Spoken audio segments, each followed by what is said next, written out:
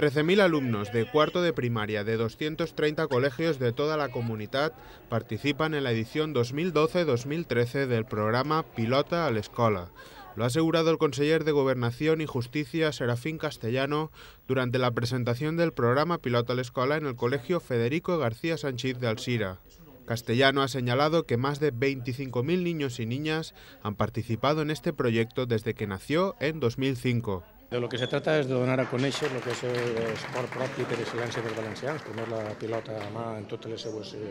modalitats i sobretot quina és la seva història, quin és el seu material per ús, quina és la seva reglamentació, que coneguen totes les generacions de valencians el que ha sigut el deport que ens ha acompanyat a través dels últims segles i que li donem el millor futur possible.